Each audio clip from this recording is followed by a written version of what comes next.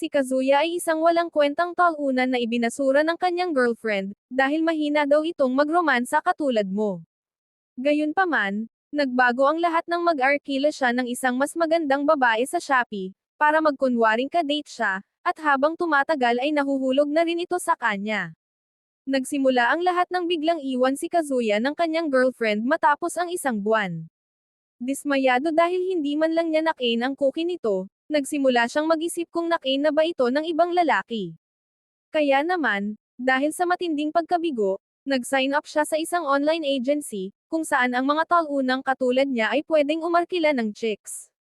Matapos ang isang linggo, nakipagkita siya kay Chizuru, ang inarkila niyang kadate, at laking gulat niya nang makitang isa pala itong nag-aapoy na chick. Habang nakaupo sila sa isang restaurant at nagpapakilala sa isa't isa, hindi mapigilan ng kanyang mga mapaglarong mata ang tumitig sa pakwan at mga hita nito. Pagkatapos ng pakikilala, binayaran niya ito para sa serbisyo nito, at nagpunta sila sa aquarium. Sa loob ng aquarium, sinabi ni Chizuru na iyon ang unang beses niya doon. Nang malaman niyang mahilig si Kazuya na magpunta sa aquarium, natuwa siya na ang unang bisita niya ay kasama ang isang katulad nito. Nang gabi na, hinatid niya ito sa istasyon ng tren, at nang bigla nitong hawakan ang kanyang kamay, pinatibok nito ng mabilis ang kanyang puso. Nang maghiwalay na sila, napatitig siya sa kanyang kamay at namula. Pagka-uwi sa bahay, nagpasya siyang tingnan ang mga review online, at doon niya nalaman na hindi pala siya espesyal na tulad ng iniisip niya, at humahawak pala ito sa kamay ng lahat ng kliyente nito. Nainis siya nang marealize na pag-arte lang pala ang lahat, kaya nag-iwan siya ng 1-star review sa site at nag-comment na isa itong ipokrita. Naalala niya na binigyan siya ng pera ng kanyang ama para sa kanyang kolehiyo, ngunit dahil sa sobrang kagustuhan niyang makaganti kay Chizuru, nagpasya siyang gamitin ito para sa isa pang date. Gayunpaman, nang magkita silang muli, natulala siya sa kagandahan nito at nagpigil na sabihin ang totoong saloobin niya rito. Nang maglaon, sa isang restaurant, matapos bayaran ni Kazuya si Chizuru para sa bayad sa girlfriend for a day, tinanong niya ito kung hindi ba ito nagmumukhang tanga sa pangungulekta ng pera mula sa mga lalaking hindi naman niya gusto at pakikipag-date sa kanila. Dahil dito, sumagot si Chizuru na mahal niya ang kanyang trabaho, ngunit lalo lamang nitong pinalala ang galit ni Kazuya sa kanya. Pagkaraan ng ilang sandali, dumaan sila sa isang tindahan ng alahas, kung saan napagkamalan silang mag-asawa ng may-ari ng tindahan. Sumang-ayon si Chizuru, ngunit mabilis itong itinanggi ni Kazuya, na nagpababa sa moral ni Chizuru.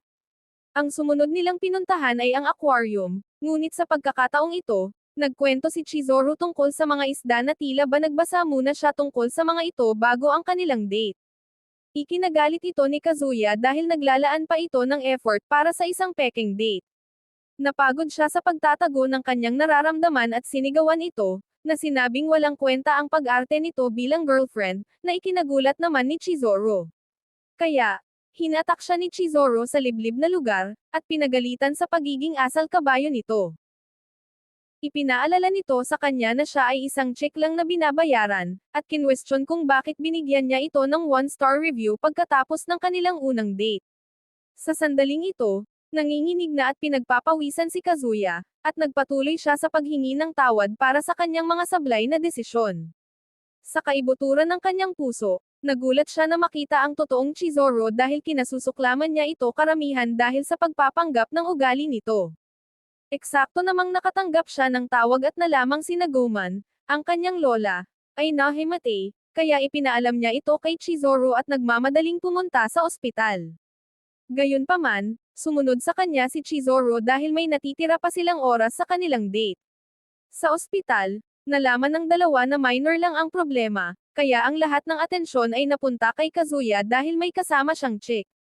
Nang tanungin ni Nagoman kung girlfriend niya si Chizuru, malamig na isiniwalat ng tatay ni Kazuya na ang kanyang anak ay hindi sapat ang kamandag para makasungkit ng ganoong kagandang babae. Dahil naramdaman niyang naapakan ang kanyang pagkalalaki, kinakabahang nagsinungaling si Kazuya na girlfriend niya si Chizuru. Bagamat ikinagulat ito ni Chizuru, bigla itong lumipat sa girlfriend mode at formal na nagpakilala. Nang marinig ito, Labis na natuwa si Nagomi kaya nagdrama ito para makalabas agad ng ospital, para makapagpa-party siya para ay celebrate ang pagkakaroon ni Kazuya ng isang body na girlfriend. Nang kumalma ito, tumakbo ito palabas para ibalita ang magandang balita sa kanyang mga kaibigan. Naguguluhan, tinanong ni Chizuru si Kazuya kung paano naging kilala ni Nagomi ang ibang pasyente sa ospital, at doon lang niya nalaman na hindi ito ang unang beses na naospital si Nagomi. Nagsimulang magpanik si Chizuru dahil ang sarili niyang lola ay pasyente rin sa ospital na iyon, at ayaw niyang malaman nito ang tungkol sa kanyang racket. Kaya naman, tumakbo siya palabas ng ward kasama si Kazuya para iwasan sila at magtago sa ibang ward. Sa loob ng bagong ward, nagsimula silang magplano kung paano makakatakas. Habang ginagawa iyon, biglang nakarinig ang dalawa ng mga yapot na papalapit sa ward, at tumakbo sila para magtago sa ilalim ng kumot ng kama ng isang pasyente. Sakto namang binuksan ni Nagomi ang pinto para hanapin sila, ngunit kasalukuyang tinitipon ni Kazuya ang lahat ng lakas sa mundo para kontrolin ang kanyang alaga dahil nasa ibabaw siya ni Chizuru. Hindi nagtagal, umalis na si Nagoman sa kwarto, at nakahinga sila ng maluwag. Gayunpaman, nagkatinginan sina Kazuya at Chizuru at naramdaman niyang parang magiging ama na siya sa loob ng 2 minuto. Ngunit bago pa siya makagawa ng anumang kalokohan, sinipa siya ni Chizuru palabas ng kama at pinagmumura siya dahil sa pag-iisip na nagkaroon siya ng tsansa rito. Sa kasamaang palad, ang kanyang boses ay umakit sa kanyang lola patungo sa kwarto, at sumali rin si Nagomi para tingnan kung ano ang problema. Sa ganoong paraan, nalaman ng 2 lola ang tungkol sa kanila, kaya sumingit si Kazuya para linawin ang kanyang relasyon kay Chizuru. Gayunpaman, mabilis siyang pinigilan ni Chizuru na magmukhang tanga at kinumpirma ang kanilang relasyon, na nagpasaya naman sa mga lola. Nang gabi ring iyon, humingi ng paumanhin si Kazuya kay Chizuru dahil sa pagsisinungaling tungkol sa kanilang relasyon, ngunit siniguro sa kanya ni Chizuru na ayos lang ito, dahil pwede naman nilang sabihin sa kanila na naghiwalay na sila pagdating ng panahon. Tinapos ng dalawa ang kanilang pag-uusap sa maayos na paraan at naghiwalay ng landas. Ngunit kinaumagahan, nang pumasok si Kazuya sa klase kasama ang kanyang mga kaibigan, bigla niyang nakasalubong si Chizuru na nakasuot ng pang-nerd. Nagulat si Kazuya nang makita si Chizuru na nakadamit na parang isang nerd na estudyante na mukhang seryosong dumadalo sa mga lecture. Patuloy siyang napatitig dito sa gulat hanggang sa tinanong siya ni Kiba, isa sa kanyang mga kaibigan, kung kilala niya ito. Mabilis niyang itinatwa na kilala niya ito, at nilagpasan sila ni Chizuru sakto namang nagsimulang magsalita si Kiba tungkol sa pagiging estudyante nito sa kanilang paaralan. Hindi nagtagal, naghiwalay na ng landas si Kazuya at ang kanyang mga kaibigan. Nagpatuloy si Kazuya sa paglalakad patungo sa kanyang klase, habang iniisip na ang chick na nakita niya kanina ay imposibleng si Chizuru. Sa sandaling iyon, bigla siyang hinayla ni Chizuru mula sa likod at itinulak siya sa loob ng isang locker room. Sa loob ng locker, inutusan niya ito na huwag sisirain ang kanyang pagpapanggap, at magkunwaring hindi pa sila nagkikita kailanman. Gayunpaman, sadyang masyadong tulala si Kazuya para makita siya, ngunit patuloy itong nagsalita tungkol sa kung paano niya gustong panatilihing lihim ang kanyang trabaho dahil ayaw niyang pinag-uusapan siya ng mga tao sa kanyang likuran. Pumayag si Kazuya na huwag sirain ang pagpapanggap nito dahil mukha itong nakakatakot, kaya naman naglakad na ito paalis. Sa kasamaang palad para sa kanilang dalawa, binuksan ni Kazuya ang pinto ng kanyang apartment mamayang gabi para ilabas ang kanyang basura, at laking gulat niya nang makitang lumabas din ito sa apartment nito, na nagkataong katabing-katabi lang ng pinto niya. Agad na bumalik si Chizuru sa loob ng kanyang apartment at nirekta ang lock ng pinto na parang nakakita ng taong pinagkakautangan niya ng pera. Ngunit tinawag siya ni Kazuya mula sa labas para makasigurong hindi lang siya namamalikmata. Malakas na sinabi sa kanya ni Chizuru na pakialaman ang sarili nitong buhay. Nakuha naman niya ang pahiwatig at hinayaan na muna ito, kahit na medyo natutuwa siya na ang mismong kapitbahay niya ay si Chizuru. Nang maglaon, nag-aayos na si Kazuya para maghapunan sa kanyang apartment nang biglang tumawag si Nagumi, ang kanyang lola. Habang nag-uusap sila, naramdaman ni Kazuya na ito na ang pinakamagandang pagkakataon para sabihin kay Nagumi ang katotohanan tungkol sa moro-moro nila ni Chizuru. Sinubukan niyang violenteng isingit ang usapan, ngunit pinutol siya ni Nagumi sa kalagitnaan ng pagsasalita at sinabing papunta na ito sa kanyang tirahan kaya dapat niyang tawagan si Chizoro para papuntahin din doon. Agad na pumasok sa panic mode si Kazuya. Bukod sa makalat ang kanyang apartment, kailangan din niyang mag-book ng rental girlfriend 1 linggo bago ang date ayon sa patakaran ng agency. Dahil ayaw niyang saktan ang puso ni Nagumi, desperado siyang pumunta para harapin si Chizoro at nakiusap na magkunwaring girlfriend niya sa huling pagkakataon. Naramdaman ni Chizoro na nagiging katawa-tawa ito sa biglaang pakiusap nito, lalo na't pareho silang nagkasundo na sasabihin sa kanilang mga lola na naghiwalay na sila. Ipinaliwanag ni Kazuya ang sarili sa pamamagitan ng pagsabing nagustuhan siya ng husto ni Nagumi, kaya hindi niya kayang sabihin ang katotohanan dito sa ngayon. Sa kabila ng kanyang paliwanag, tumanggi si Chizoro at binalibag ang pinto sa mukha niya matapos sabihing may tinatapos pa siyang school report. Nang maglaon, dumating si Nagumi at pinuna ang makalat nitong apartment dahil sa sobrang dumi. Pagkatapos ay naupo ito sa tabi ng bintana, nag-scroll sa kanyang telepono hanggang sa maburyong at nagtanong kung kailan darating si Chizoro. Mabilis na umarte si Kazuya at lumabas ng kanyang apartment para magkunwaring tinatawagan ito, ngunit ang totoo ay dumiretso siya sa apartment ni Chizoro. Matapos nitong pagbuksan siya ng pinto sa pamamagitan ng pagsisinungaling na siya ay isang delivery man, mabilis siyang nakiusap na sumama sa kanya, kahit 10 minuto lang, ngunit sinipa siya ni Chizoro bilang tugon at isinara agad ang pinto. Gayunpaman, nang bumalik si Chizoro sa kanyang kusina para maghanda ng hapunan, nagsimula siyang maawa kay Kazuya. Sa kabilang banda, si Kazuya ay nagbalik sa kanyang apartment, at nakaluhod na para sabihin kay Nagumi ang katotohanan. Habang, binuksan naman ni Chizoro ang bintana para pakinggan kung ano ang pinag-uusapan nila. Mabilis na sinabi ni Nagumi na aalis na siya, bago pa man ni Kazuya masimulang ipaliwanag ang sarili. Ipinunto nito na tiyak na nainas lang si Chizoro sa pagiging makalat niya, at nahihiya lang itong sabihin ang katotohanan. Tinanong ni Kazuya kung galit ba sa kanya ang lola, ngunit sumagot ito, na hindi naman si Kazuya kailanman naging lapitin ng babae dahil sa mukha itong burat, kaya labis siyang natuwa nang mag-ayuman nito si Chizoro. Habang naririnig ito, nagsimulang maawa si Chizoro kay Kazuya. Kaya naman, nang magsimulang magmukmak si Kazuya sa sarili kung paanong ang isang body na tulad ni Chizoro ay hindi kailanman mahuhulog sa kanya, biglang pumasok si Chizoro sa kanyang apartment dala ang hapunang iniluluto niya. Nagsinungaling ito na matagal siyang nakarating dahil sa pagluluto, at nang magulat at magtanong si Kazuya kung ano ang ginagawa nito sa kanyang apartment, instant na lumipat ito sa girlfriend mode. Si Nagumi naman ay sobrang na-excite dahil napatunayang mali ang kanyang hinala, kaya tumakbo ito para yakapin siya na para bang nakita muli ang matagal nang nawawalang anak. Matapos maghapunan, naghanda na si Nagumi na umalis, ngunit bago ito tuluyang umalis, sinabihan niya si Kazuya na isama si Chizoro sa susunod na pagbisita nito sa kanya sa ospital.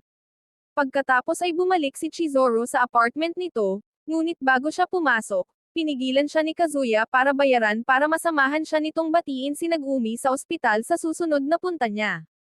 Bilang tugon, tinanggap ni Chizoro ang kanyang alok ngunit binalaan siya na huwag aasal na magkakilala sila sa paaralan, at kung kailangan man niyang makipag-ugnayan dito, dapat niya itong gawin sa pamamagitan ng site ng kanyang agency. Pagkatapos ay ipinaalam niya rito na sasamahan niya ito ng 1 oras tuwing bibisita kay Nagumi, at idiniwalat na ginagawa lang niya ito para sa kapakanan ni Nagumi. Pagkalipas ng ilang araw, magkasamang nagtungo sa ospital sina Kazuya at Chizoro. Nagpaalam sila kay Nagumi matapos ang pagbisita, at ipinagpatuloy ang pag-uwi habang magkahawak kamay pa. Sa kasamaang palad para sa kanilang dalawa, nakasalubong nila sa daan ang kanyang mga matalik na kaibigan na sina Kuri. Sa simula, inakala ng mga ito na sinusubukan ni Chizoro na pasamayan si Kazuya sa isang kulto dahil hindi sila naniniwalang makakasungkit ito ng ganoong body. Ngunit nainas si Kazuya, at bigla niyang naibulalas na girlfriend niya si Chizoro. Ang pahayag na ito ay labis na ikinagulat nilang tatlo at maging ng sarili niya hanggang kaibuturan, ngunit tapos na ang gawa, kaya sumabak na naman si Chizoro sa girlfriend mode at inaming matagal-tagal na silang nagde-date. Kaya, ng dalawang lalaki ay agad na umasal ng mabait. Maya-maya, Habang papunta sa bar, mabilis na humingi ng paumanhin sa kanya si Kazuya sa loob ng elevator, na sinasabing hindi pwedeng malaman ni Kybe na isa itong rental girlfriend dahil malapit ito kay Nagumi. Nangako siya na liliwanagan ang sitwasyon pagdating ng panahon, ngunit sa ngayon, kailangan nilang ipagpatuloy ang kanilang moro-moro. Pagdating sa bar, laking gulat ni Kazuya nang makitang nakaupo si Mami kasama ang iba pa, at mabilis na humingi ng paumanhin si Kybe na wala siyang ideya na naroroon ito. Pagkatapos ay naupo sila para sa pinaka-awkward na pagtitipon, at ginamit ni Mami ang pagkakataon para asarin si Kazuya sa harap ng iba dahil sa pagiging birhen nito.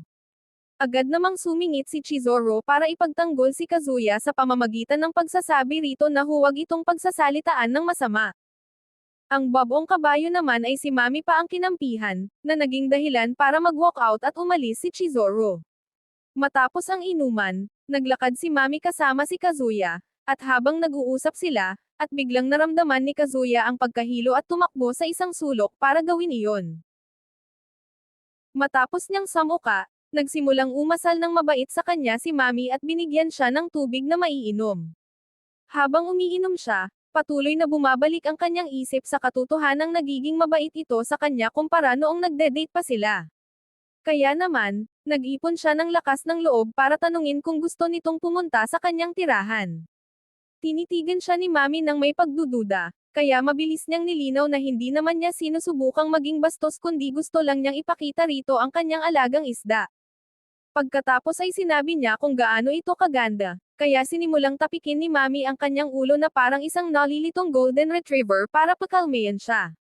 Dahil dito ay natauhan siya, at nagsimula niyang isipin kung paano niya sinusubukang pormahan ang isang babaeng ayaw naman sa kanya, habang isinusuka at inilalaglag naman si Chizuru sa proseso.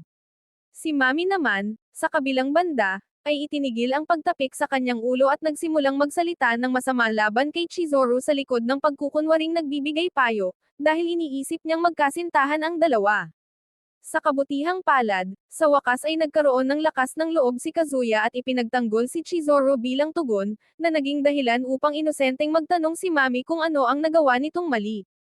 Humingi ng paumanhin si Kazuya kung nagmukha siyang bastos, ngunit kahit na totoong gusto niya ito, ang makita itong nagsasalita ng masama tungkol kay Chizuru ay hindi naging katanggap-tanggap sa kanya.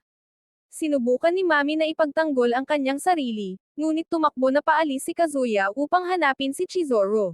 Pagka-uwi sa bahay, pinatunog niya ang doorbell ng apartment ni Chizuru, at sakto namang kada rating lang din ito. Sinubukan niyang mag-ipon ng lakas ng loob para humingi ng tawad dito, ngunit ipinaalam sa kanya ni Chizuru na hindi ito galit dahil ang relasyon nila ay negosyo lamang.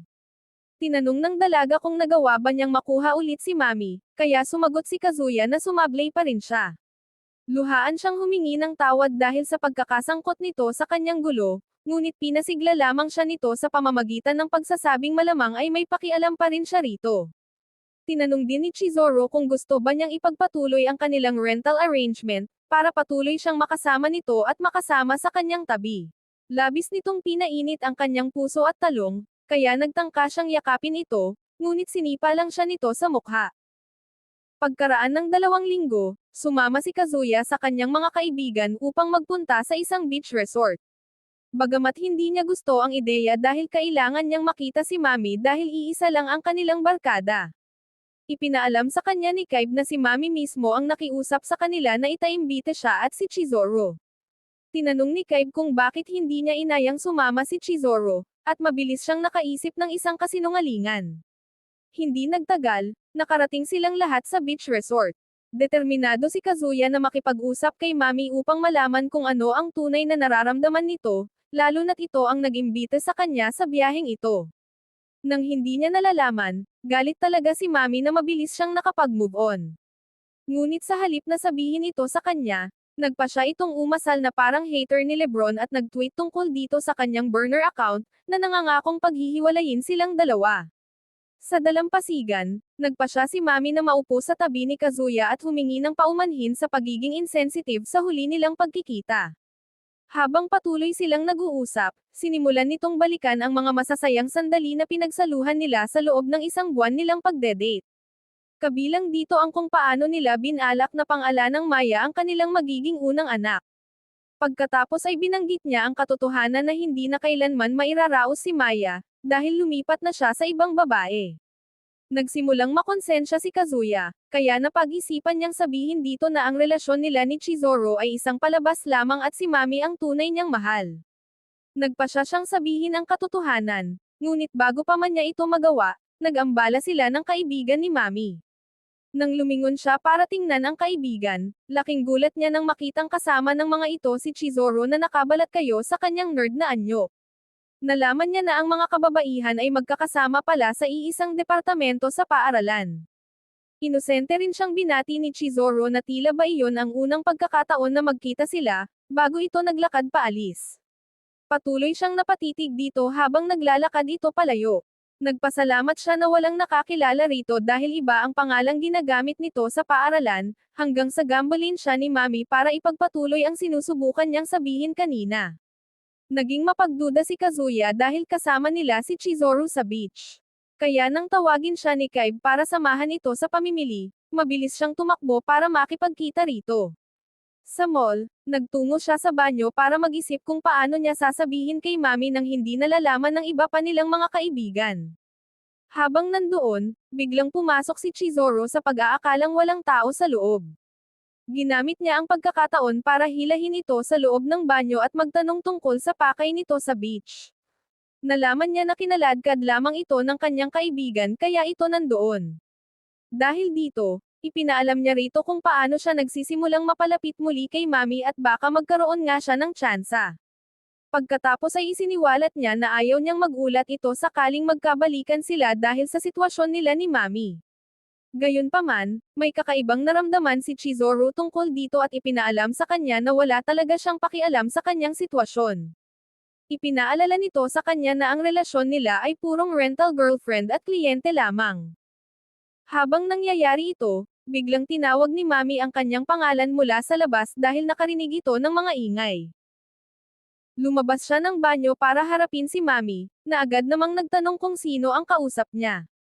Mabilis siyang nagsinungaling na may tinatawagan siya sa telepono, ngunit ipinaalala sa kanya ni Mami na naiwan niya ang kanyang telepono. Dahil sa pagdududa, nagtangka si Mami na buksan ang pinto para tingnan kung sino ang kasama niya. Ngunit naunahan siya ni Chizuru. Binuksan ito ni Chizuru upang ipakita ang kanyang nag-aapoy na kagandahan, matapos nitong tanggalin ang kanyang disguise bilang nerd at ibalik ang pagiging hot self nito. Sakto namang sumama sa kanila sina Kaiba at Kuri para salubungin siya. Ipinunto ni Kuri na akala niya ay abala si Chizuru. Kaya naman mabilis na nakaisip ng kasinungalingan si Kazuya na nakatira talaga ito sa lugar na iyon at banibisita ang kanyang pamilya. Si Mami naman, sa kabilang banda, ay napatitig sa melons ni Chizuru at mabilis na isinara ang butones ng kanyang damit bago ito batiin at humingi ng paumanhin para sa huli nilang pagkikita.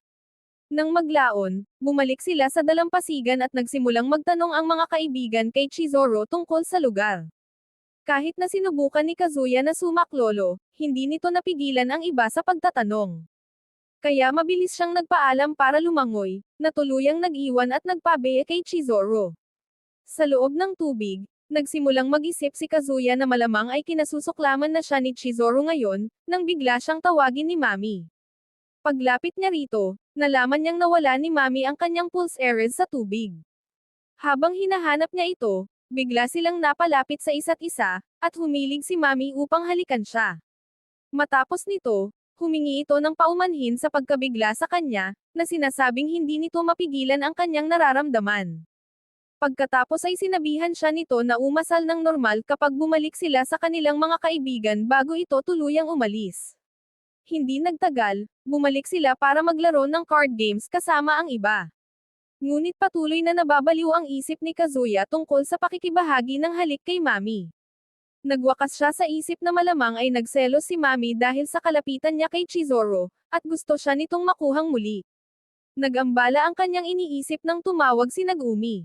Nagpaalam siya para sagutin ito, upang malaman lamang na malapit na itong makalabas ng ospital. Bumalik siya para sumama sa iba. Habang naglalakad, nagsimula siyang makaramdam ng sakit sa puso dahil nadidismaya siya sa kanyang sarili sa pagpapakita ng kasinungalingan kay Nagumi tungkol sa relasyon nila ni Chizuru. Kaya nang sa wakas ay makabalik siya sa kanila, Patuloy pa rin ang pagtatanong ng iba kay Chizuru tungkol sa kalagayan ng pamumuhay nito sa lugar. Masyadong malalim ang iniisip ni Kazuya para mapansin na kailangan pa nila siyang tapikin pabalik sa realidad. Direktang napunta ang kanyang mga mata kay Mami habang iniisip kung paano pinahalagahan ni Nagumi nang ipakilala niya ito kay Chizuru. Doon siya nag-ipon ng lakas ng loob na sabihin sa iba na pinag-iisipan na nilang maghiwalay ni Chizuru, kaya mas gusto niyang itigil na nila ang pag-abala rito sa mga tanong. Gaya ng inaasahan, sumabay na lamang si Chizuru sa agos ng kwento. Sumama ang loob ng iba tungkol dito maliban kay Kaiba, na biglang tumayo at sinuntok si Kazuya sa mukha.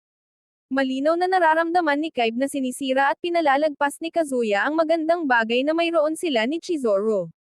Ngunit gumanti ng suntok si Kazuya. Mabilis itong nauwi sa totoong sabunutan at santukan, kung saan ang magkatoto ay naging magkatunggali sa wrestling sa loob lang ng ilang segundo. Habang nagpambuno, ipinunto ni Kaiba na napakasakim ni Kazuya. Napansin din niya kung paano ito magpa-fanboy at maglaway kay Mami. Sinabi pa niya na wala ng pag-asa si Kazuya kung hindi man lang niya magawang tretuhin ng tama ang babaeng pumili na makasama siya. Nagka-flashback si Kazuya tungkol kay Mami kaya sinuntok niya si Kaiba sa mukha. Sinabi niya na wala itong kaalam-alam kung gaano niya kagusto si Mami, at kung gaano siya kalubog sa trenches noong iwan siya nito. Gayunpaman, ibinaling lang ni Kaiba ang atensyon kay Mami at sinabihan itong tigilan ang pagpapaasa sa lalaking iniwan na niya. Sumagot naman si Mami na hindi niya iyon sinasadya. Bago pa man lumala ang sitwasyon, sumingit ang isa pa nilang kaibigan at pinayuhan si Chizuru na umalis na muna, at sumunod naman ito. Binalingan ng kaibigan si Kazuya para kausapin, ngunit nagpaalam si Kazuya para magbanyo. Sa daan, nakasalubong niya si Chizuru na pinuri siya dahil sa maayos na paghawak sa sitwasyon. Nagulat si Kazuya at lumingon dito. Ngunit nagpatuloy si Chizuru sa pagsasabing hindi naman kasi alam ng ibang lalaki ang buong kwento, kaya hindi nila makuha ang pananaw niya. Tinanong nito kung ayos lang ba siya dahil sa natamo niyang sugat sa pambubugbog. Humarap lang siya sa ibang direksyon at ipinaalam dito na magbubuk siya para sa susunod na linggo para makakain silang magkasama sa huling pagkakahataon bago tuluyang tapusin ang lahat. Ipinaliwanag niya na ang dahilan ng kanyang desisyon ay dahil nakalabas na ng ospital si Nagumi, kaya wala nang dahilan para bisitahin pa ito. Naintindihan siya ni Chizuru at pinuri siya sa pagiging lalaki na may paninindigan. Hindi nagtagal, sinubukan ni Chizuru na mag-isip ng paraan kung paano babalik sa banyo ng shopping mall para kunin ang kanyang mga gamit nang hindi napapansin ng kanyang mga kaibigan na nagsisimula ng maghanap sa kanya. Sakto namang lumapit sa kanya si Kaiba para sabihing gusto niyang mag-usap sila. Habang nangyayari ito, nagpatuloy si Kazuya sa paglalakad habang iniisip kung paano siya pinagalitan ni Kaiba nang hindi man lang pinakikinggan ang buong kwento. Sa sandaling iyon, bigla niyang narinig ang boses ni Kaiba at nakita niya itong may seryosong pinag-uusapan kasama si Chizuru. Sa pag-aakalang baka pinopormahan ito ng kanyang matalik na kaibigan, nagpasya siyang lumapit para mas agap ang buong tsismis. Ngunit ang totoo, sinusubukan lang pala ni Kaiba na kumpirmahin kung totoong naghihiwalay na sina Kazuya at Chizuru.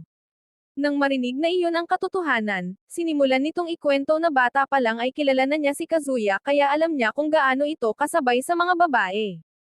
Binalikan niya ang sandali kung kailan nagpasya siyang sukuan na si Kazuya matapos itong mabasted ng 3 beses sa loob ng 1 buwan. Kaya noong lumitaw ito kasama ang isang body na tulad ni Chizuru, talagang hindi siya makapaniwala sa kanyang mga mata. Inilahad din niya kung paano nagiging tandang positibo si Kazuya minsan, habang inaalala ang panahon noong nasa grade school pa sila. Noong bata pa sila, aksidenteng nagulo ni Kaiba ang paso ng bulaklak ni Kazuya, na naging dahilan para damo ang tumubo sa paso nito sa halip na ang morning glory na iniutos sa kanilang palakihin. Lahat ng pagsisikap na kumbansihin si Kazuya na hindi bulaklak ang tumutubo sa kanyang paso ay nabigo. Patuloy pa rin itong dinidiligan ang halaman na parang doon nakasalalay ang buhay niya, at gumagawa pa nga ito ng journal para dito. Sa kabutihang palad, namukadkad ang bulaklak. Lumabas na ang damong iyon ay isa palang pambihirang uri ng bulaklak, na nagpanalo sa kanya ng gold medal sa research project. Nang tumayo si Chizoro para ipagtanggol si Kazuya sa bar, inakala ni Kaiba na sa wakas ay nakahanap na si Kazuya ng taong nakapansin sa mga positibo niyang katangian. Maaaring hindi niya alam ang nangyari sa kanilang dalawa, ngunit umaasa si Kaiba na maaayos ito ni Chizoro kasama si Kazuya. Dahil dito, nag-abot siya ng 2 tiket para sa pagsakay sa isang ferry boat upang maging paraan ng pag-aayos ng kanilang hindi pagkakaunawaan. Habang nangyayari ito, nagsimulang umiyak ng husto si Kazuya sa isang tabi dahil hindi niya akalaing ganoon pala siya kamahal ni Kaiba. Tumagal ito hanggang sa tinakot siya ng isang aso, na naging dahilan para mapansin siya ni Kaiba at Chizoro. Humingi ng paumanhin si Kazuya kay Kaiba dahil sa panununtok nito, ngunit sinabihan lang siya ni Kaiba na manahimik bago ito tuluyang umalis. Matapos umalis ni Kaiba, iniabot ni Chizoro kay Kazuya ang tiket nito at ipinaalam na sasamahan niya ito. Ayon sa kanya, nakakahiyang hindi sumama matapos ang madamdaming talumpati ni Kaiba. Ipinaliwanag niya na walang alam si Kaiba sa totoong sitwasyon nila.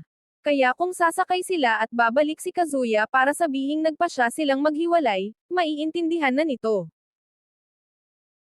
Pagkasakay sa bangka, nagsimulang makaramdam ng hilo at sakit si Chizoro. Ngunit nagpasya pa rin itong ituloy ang biyahe para maplantsa ang kanilang kwento. Hindi nagtagal, nangako si Kazuya na ilalabas niya ito sa kanyang gulo, ngunit ipinaalam lang nito sa kanya na tumutunog ang kanyang telepono. Sinagot niya ito at lumabas na si Mami pala ang tumatawag. Habang nag-uusap sila, sinabi sa kanya ni Mami na gusto nitong magkita sila agad. Dahil dito, sinabi ni Kazuya na bigyan siya ng 15 minuto, at maghintay. Samantala, lumalala na ang hilo ni Chizoro. Tumayo ito para lumapit sa gilid at huminga ng sariwang hangin, ngunit sa kasamaang palad ay nawalan ito ng balanse at tuluyang nahulog sa dagat. Nagsimulang magpanik at mag-alerto ang ibang mga pasahero, na nakahatak sa atensyon ni Kazuya. Nang malaman niyang si Chizoro ang pinag-uusapan nila, binitawan niya ang kanyang telepono at tumalon sa dagat. Pagkaraan ng ilang sandali, nagising si Chizoro sa pampang at nakitang walang malay si Kazuya. Mabilis siyang nagkaroon ng flashback noong lumangoy ito para iligtas siya.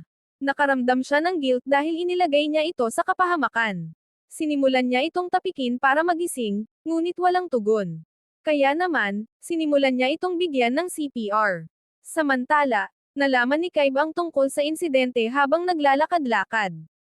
Sakto namang nakatanggap din ng balita si Mami habang naghihintay pa rin sa pool.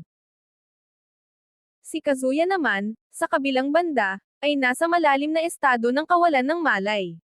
Iniisip niya kung paano siya nabigo na ipakilala si Nagumi sa isang mabuting babae, at nabigo rin na ayusin ang kanyang gulo kay Chizoro. Maya-maya, biglang lumapit si Chizoro para gamitin ang mouth-to-mouth reverse curse technique. Hindi nagtagal ay nagising siya at nakita si Chizoro. Ang unang pumasok sa isip niya ay ang ginamit nitong ipinagbabawal nitong pangyarihan. Ngunit mabilis na humingi ng paumanhin si Chizoro, dahil pinatalon pa niya ito sa dagat para iligtas siya. Sakto namang nahanap silang dalawa ng mga Coast Guard at binigyan sila ng malutong na sermon. Pagkatapos nyon, binanatan din siya ng kanilang mga kaibigan. Dahil dito, hindi na siya nagkaroon ng oras para personal na makipagkita kay Mami. Kaya naman, nang maglakad si Chizoro patungo sa ambulansya dahil kailangan nilang pumunta sa ospital para magpatingin, tinawag siya ni Kazuya para magpasalamat sa pagsadyap sa kanya kanina. Lumingon si Chizoro para ipaalam sa kanya na ginagawa lang niya ang kanyang trabaho bilang kanyang girlfriend. Pagkatapos ay pumasok na ito sa ambulansya at sinimulang alalahanin kung paano siya iniligtas ni Kazuya sa pagkalunod. Kinaumagahan, inihatid si Kazuya ng kanyang mga kaibigan sa harap ng kanyang apartment matapos siyang kunin mula sa ospital. Ngunit bago sila umalis, inutusan siya ni Kaiba na tretuhin si Chizoro ng maayos. Nanindigan si Kazuya na maghihiwalay pa rin sila, na sinasabing mas komplikado ito kaysa sa iniisip nito. Ngunit sinuntok siyang muli ni Kaiba at ipinaalala sa kanya na itataya niya ang kanyang buhay para rito, at iyon ang pinakamagandang kahulugan ng pag-ibig. Pagkaalis nila, dinala ni Kazuya ang sarili sa kanyang apartment at sinimulang isipin kung paano siya iniligtas ni Chizoro noong nakaraang araw. Agad niya rin itong iwinaksi sa kanyang isip dahil naniniwala siyang hinding-hindi mahuhulog sa kanya si Chizoro. Habang nasa ganoong estado, si Chizuru na kada rating lang din mula sa ospital ay nakasalubong niya sa pasukan.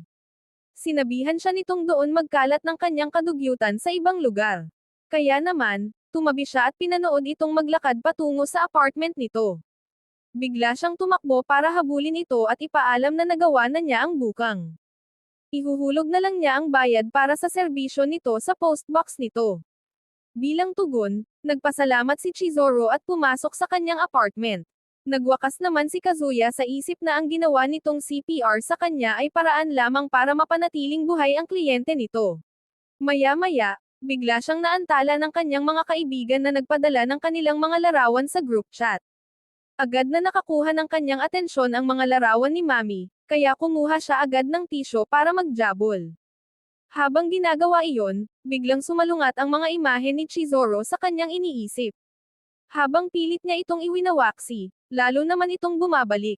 Matapos magjabol, bigla niyang na-realize na ang kanyang nararamdaman para kay Chizuru ay maaaring lumampas na sa point of no return. Pagkalipas ng 2 linggo, sumama siya kay Nagumi at sa kanyang mga magulang sa isang biyahe patungo sa isang resort para sa tinatawag nilang health tourism. Kahit natutol siya sa ideya, sumunod pa rin siya dahil para naman ito sa kanilang kalusugan. Pagkarating doon, nalaman niya na si Sayutaso, ang lola ni Chizuru, ay sasama rin sa kanila. Agad niyang itinanong kung bakit ito naroon. Sumagot si Nagumi na bumuti na ang pakiramdam ni Sayutaso at nakalabas na ng ospital, kaya nagpa siya silang magbiyahe ng magkasama para mag-celebrate. Nagsimula siyang lumingon-lingon para tingnan kung naroon din si Chizuru, na naging dahilan upang magtaka ang kanyang ina kung ano ang problema niya. Hindi nagtagal, ipinaalam sa kanya ni Nagumi na magkakaroon siya ng hiwalay na kwarto dahil ang tanging kwartong nakuha niya ay para sa kanyang sarili at kay Sayutaso. Kaya naman, iniabot nito sa kanya ang susi. Umalis siya nang walang kaalam-alam na ang mga lola ay gumagalaw na parang mga certified na matchmaker.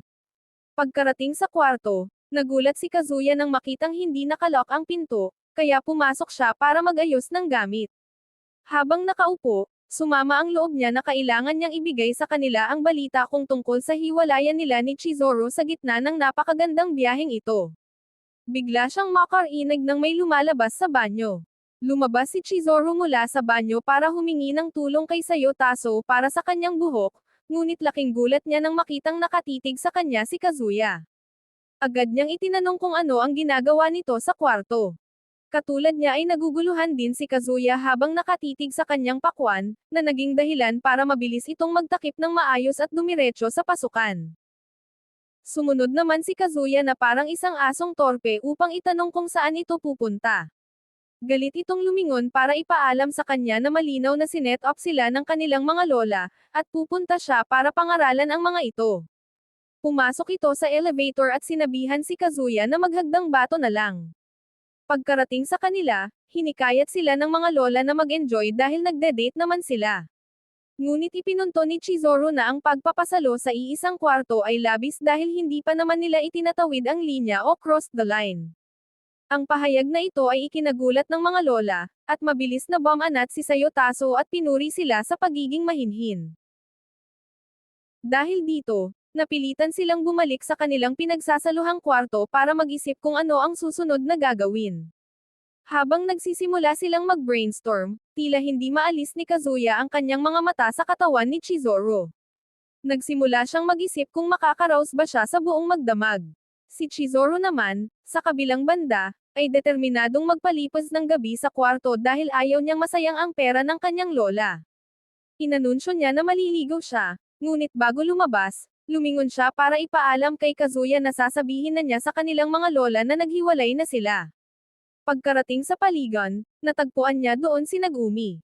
Nagpa siya si Nagumi na paligan siya, kahit na tumanggi na siya noong una. Habang ginagawa iyon, nalaman ni Chizuru na araw ng paggunita pala sa asawa ni Nagumi sa araw na iyon. Masaya ito na may bahagi ang ganoong kalungkot na araw kasama siya at ang kanyang lola.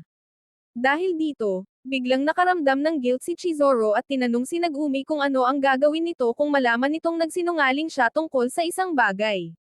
Sumagot si Nagumi na magiging maunawain siya dahil walang sino man ang nabubuhay nang hindi nagsisinungaling. Ang pahayag na ito ay nagpainit sa kanyang puso. Kaya naman, nang bumalik siya sa kwarto, naging mas mabait siya rito habang naghahapunan sila. Natawa pa nga siya sa isang kababohang ginawa nito. Nang gabi ring iyon, nag-alok pa si Chizuru na magkasama sila sa kwarto sa pagtulog, na tuluyang nagpabigla rito. Nagtaka si Kazuya kung bakit biglang gusto ni Chizuru na magkasama sila sa iisang kwarto. Agad na naglakbay ang utak ng lalaki at nag-isip na baka sinusubukan ni Chizuru na kunin ang kanyang pagkabirhen. Habang nag-iisip ng ganoon, nakita siya ni Chizuru sa salamin at agad siyang sinipa para matauhan. Nilinaw nito ang sitwasyon sa pamamagitan ng pagsasabing kaya lang niya ito inalok ay dahil maaawa siya kung matutulog ito sa hallway. May karapatan din naman ito sa mga serbisyong iniaalok ng kwarto. Binalaan din niya ito na kakaladkarin niya ito sa Tokyo District Court kung magtatangka ito ng anumang kalokohan sa kanya. Nang malalim na ang gabi, nahirapan si Kazuya na makatulog dahil napupuno ng mga isipin tungkol kay Chizuru ang kanyang utak. Kaya nag-ipon siya ng lakas ng loob na itanong kung bakit sinubukan niya itong iligtas sa beach, kahit na kliyente lang naman siya. Tumanggi itong sumagot sa kanya, kaya naupo siya para tingnang mabuti ang natutulog nitong anyo. Sinimulan niyang isipin kung gaano ito makadiyos, makakalikasan, at makabansa. Nagpa siya siyang kilalanin pa ito ng mas mabuti, kaya tinanong niya kung kailangan ba talaga nilang sabihin sa kanilang mga lola na naghiwalay na sila. Inamin niya na alam niyang isa siyang problemadong kliyente, ngunit nararamdaman niya na kung mananatili siya sa tabi nito, mas mapapabuti niya ang kanyang sarili. Kaya naman, mas gusto niyang patuloy na arkilahin ito. Nakaharap muli siya sa katahimikan, kaya sinubukan na lang niyang matulog. Ngunit naantala siya ng sumang-ayon ito na hayaan siyang arkilahin siya sa loob ng kaunting panahon. Pagkatapos ay ipinaalam nito sa kanya na ang kanilang pangunahing prioridad ay ang itigil ang kanilang mga kasinungalingan sa paraang hindi masasaktan ang kanilang mga lola. Pagkalipas ng ilang araw, ipinaalam niya sa kanyang mga kaibigan na nagpasya silang magpatuloy sa pagde-date ni Chizuru sa kasalukuyan. Labis silang natuwa nang marinig ang balita, maliban kay Kybe na biglang nakaramdam ng selos. Naging dahilan ito upang magtaka si Kazuya kung ano ba talaga ang eksaktong problema nito. Habang nangyayari ito, pinapanood sila ni Mami mula sa malayo ng may malademonyong titig. Hindi nagtagal, umupo sina Kazuya at Chizuru para sa isang coffee date upang pag-usapan ang kanilang mga tuntunin sa kasunduan. Isinaad ni Chizuru na kailangan niya pa ring singilin ito para sa kanilang serbisyo, at maaari siyang maging tapat sa kanyang mga review sa site ng kanyang agency. Gayunpaman, ang isip ni Kazuya ay ganap na nasa ibang lugar, habang sinisimulan niyang isipin kung gaano ito kakul kapag nasa girlfriend mode. Ang pagtatanong ni Chizuru tungkol sa kanyang sirang telepono ang nagpabalik sa kanya mula sa pagkakatulala. Ipinaliwanag niya na naibagsak niya ito noong tumalon siya mula sa ferry boat, ngunit hindi naman ito malaking bagay dahil gumagana pa naman ito ng maayos. Matapos ang date, nakasalubong ni Kuri sina Kazuya at Chizuru sa kanilang pag-uwi. Sinabi ni Kuri na napakaswerte ni Chizuru dahil madali itong nakakakuha ng mga date. Pagkatapos, ipinagmalaki niya na galing din siya sa isang date kasama ang bago niyang girlfriend. Lubhang ikinagulat ito ni Kazuya dahil hindi tulad niya, totoong tao ang kasintahan ni Kuri. Iminungkahi ni Kuri na mag-double date sila at sinabi pang pwede ito sa susunod na katapusan ng linggo, bago siya tuluyang umalis. Hindi nagtagal, nagpatuloy si Kazuya sa pag-uwi ng mag-isa. Nagtaka siya kung anong klaseng babae ang nagkagusto kay Kuri.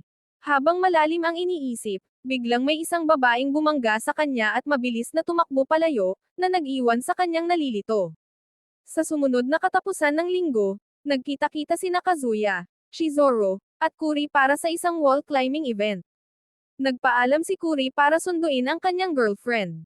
Maya-maya pa ay bumalik siya kasama si Ruka, ang kanyang kasintahan. Doon lang napagtanto ni Kazuya na siya pala ang babaeng bumangga sa kanya noong nakaraang araw. Pinagmasdan niya itong mabuti at nakitang napakaganda pala nito. Kaya pala ipinilit ni Kuri na mag-double date sila. Nagsimula na sila sa aktibidad. Nalaman din ni Kazuya na ang isa pang dahilan kung bakit gustong mag-wall climbing ni Kuri ay dahil nga sexy ito. Sumunod na sumubok si Chizuru. Natuklasan niya na ang isa pa palang motibo ng bastos na kaisipan ni Kuri ay para matitigan ang katawan ng babae habang umaakyat ito sa pader. Sumalang naman si Kazuya para sa kanyang round, ngunit bigo siya at nagmukhang kawawa sa loob ng isang oras. Palpak din si Roka rito, kaya natuwa si Kazuya dahil may karamay siya sa pagiging lampa. Ilang sandali pa, tinanong ni Kazuya si Kuri kung paano ito nakakuha ng ganoong kagandang babae. Ngunit hindi naintindihan ni Kuri ang kanyang punto dahil akala niya ay kasintahan nito si Chizuru. Kaya inosenteng nagtanong si Kuri kung nagbabalak ba siyang mangaliwa. Itinanggi ito ni Kazuya, kaya pinayuhan siya ni Kuri na magpakalalaki pa dahil iyon ang dahilan kung bakit nagkagusto sa kanya si Ruka. Biglang tinawag ni Ruka si Kuri, kaya pinuntahan niya ito at naiwang mag-isa si Kazuya. Nakisabay sa kanya si Chizuru pagkaraan ng ilang sandali para humingi ng paumanhin sa pag-iwan sa kanya dahil masyado siyang naaliw sa pag-akyat. Malungkot na sumagot si Kazuya na maayos lang siya. Ngunit na-misinterpret ni Chizuru ang kanyang mukha at inakalang nagpapaka-bitter siya dahil nabigo siyang makuha ulit ang kanyang ex. Kaya naman pinalakas niya ang loob nito na huwag sumuko. Ngunit wala nang pakialam si Kazuya doon dahil si Chizuru na ang gusto niya ngayon. Bigla silang naabala ni Ruka para kausapin si Chizuru, at magkasama silang lumabas. Gayunpaman, nang mawala na sila sa paningin ng iba, biglang tinanong ni Ruka si Chizuru kung isa ba siyang rental girlfriend. Kahit nagulat, sinubukan ni Chizuru na itanggi ito ng formal, ngunit naglakad na lang palayo si Ruka. Kaya naman bumalik si Chizuru kay Kazuya para ipaalam ang naging pag-uusap nila ni Ruka. Hindi ito natanggap ng maganda ni Kazuya. Lubos siyang nagpanik, dahil kung malalaman ni Kuri, ipagkakalat niya ito sa buong kolehiyo. Ipinaalala ni Chizuru na hindi pa naman ito sinasabi ni Ruka kay Kuri. Baka dahil hindi pa siya sigurado, kaya iminungkahi niyang galingan nila ang pagpapanggap. Sa kabutihang palad, iniwan muna ni Kuri si Ruka para magbanyo. Sinamantala ni Chizuru ang pagkakataon para linawin ang sitwasyon. Gayunpaman, hindi naniwala si Ruka at hinamon silang maghalikan. Para patunayan ang kanilang relasyon, lumapit si Chizuru kay Kazuya ng may determinadong mukha at hinalikan ito. Bagamat ginamit niya ang kanyang palad para takpan ang mga labi nito. Ginamit din ni Chizuru ang kanyang telepono para harangan ang kanilang mga mukha. Kaya nang matapos siya, nagbaba ng conclusion si Ruka na hindi niya ito makumpirma dahil hindi niya nakita ng malinaw ang buong pangyayari. Tamang-tama namang bumalik si Kuri at nagtanong kung ano ang nangyayari sa kanila.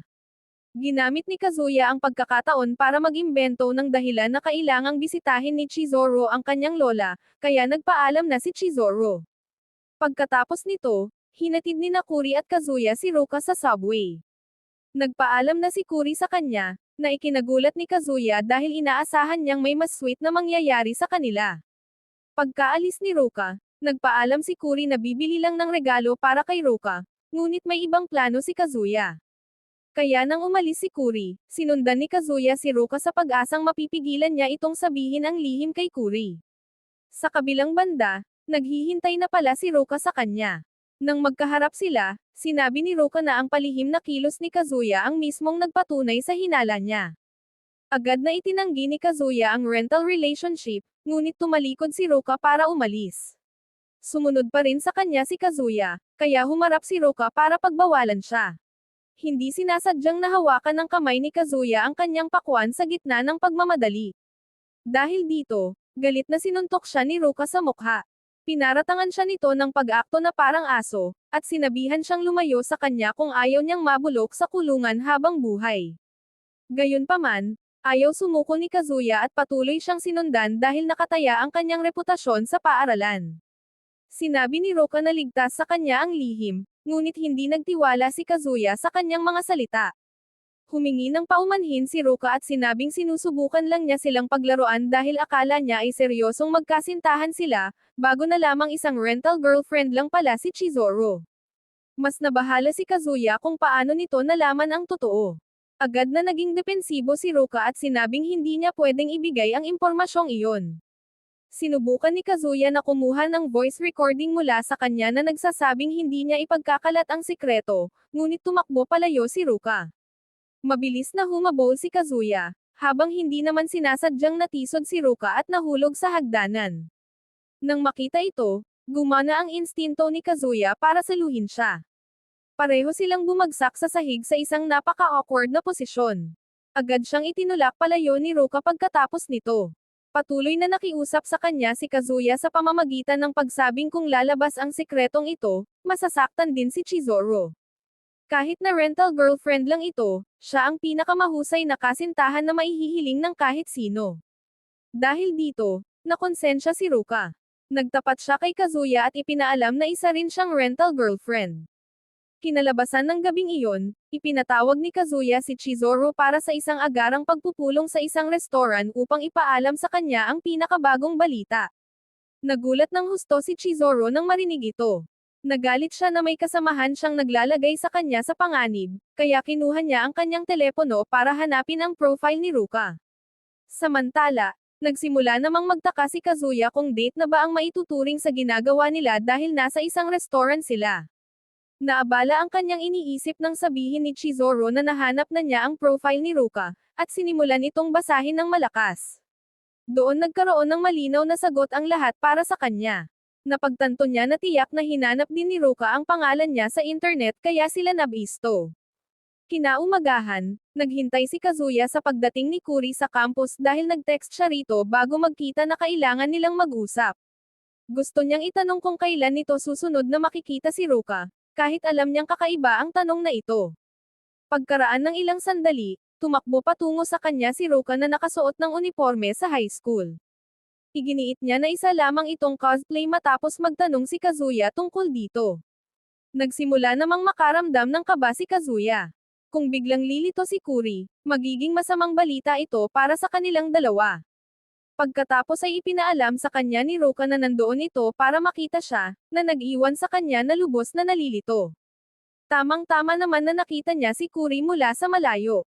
Dahil dito, mabilis siyang tumakbo kasama si Ruka para magtago sa isang silid-aralan, na tila ba may nagawa silang krimen. Sa loob ng silid-aralan, biglang hiningi ni Ruka na magkapit-bisig o magyakap sila.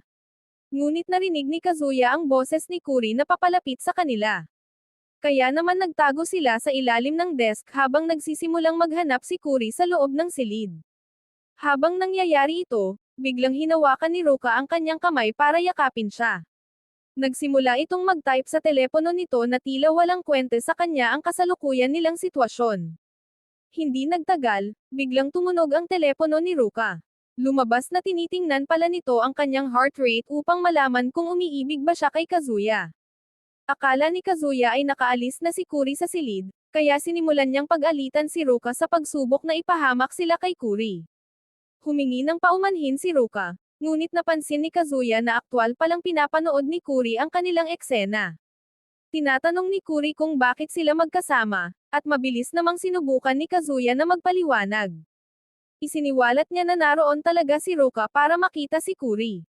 Tinawag niya si Ruka para patunayan ang kanyang kwento, ngunit inilaglag siya nito at nagpasalamat pa kay Kuri sa pagrente sa kanya noong isang araw. Biglang namutla si Kuri at napatakbong palabas ng silid-aralan sa tindi ng kahihiyan. Nang gabi ring iyon, umuwi si Kazuya para bigyan si Chizuru ng pinakahuling balita sa pamamagitan ng intercom nito. Habang ginagawa ito, biglang lumapit sa kanya si Ruka. Nagulat si Kazuya kung paano nito nalaman ang kanyang bahay. Ipinaliwanag ni Ruka na nalaman niya ito nang magkataon habang sinusundan niya si Kuri palayo. Doon din niya nalaman na magkapit-bahay pala sina Kazuya at Chizuru, at agad siyang nagselos. Kaya naman, gumawa siya ng voice recording na nangangakong hindi sasabihin kanino man ang kanilang sikreto, sa kondisyon na makikipag-date si Kazuya sa kanya. Sa gulat, tinanong ni Kazuya kung paano sila umabot sa ganoong yugto. Ngunit iginiit lang ni Ruka na gusto niya si Kazuya dahil mas mabilis ang tibok ng puso niya kapag malapit ito. Ipinaliwanag niya na nakita niya kung paano nito tretuhin si Chizuru kahit na rental girlfriend lang ito. Alam niya na mas aalagaan pa nito ang isang totoong girlfriend. Sa sandaling iyon, si Chizuru na kanina pa pala nakikinig sa kanilang usapan ay lumabas para kumpirmahin kung seryoso ba si Ruka sa hiling nito. Ngunit binalikan lang ni Ruka ang nakakahiyang pagkakataon kung saan hindi sinasadyang nahawakan ni Kazuya ang kanyang pakwan. Ipinagmalaki niya na mas malayo na ang narating niya kaysa kay Chizuru. Matapos ang ilang minutong pagtatalo na nagtapos sa loob ng apartment ni Kazuya, sinabihan ni Kazuya si Ruka na iwanan muna sila para sa isang pribadong pag-uusap. Pagkaalis ni Ruka, tinanong ni Chizuru si Kazuya kung talagang gusto niya ang babae. Sinabi ni Kazuya na hindi. Ipinaliwanag niya na hinding-hindi niya ito mapapatulan alang-alang kay Kuri. Pinayuhan naman siya ni Chizoro na huwag itong i-date. Nagulat si Kazuya na marinig ito dahil ang layunin naman talaga ni Chizoro ay magkaroon siya ng girlfriend. Kaya ipinaliwanag ni Chizoro na kahit iyon ang huling layunin, hindi niya ito mahihimok na pumunta sa isang babaeng hindi naman niya gusto. Lalo na sa isa na gustong mag-blackmail para lang sa isang relasyon.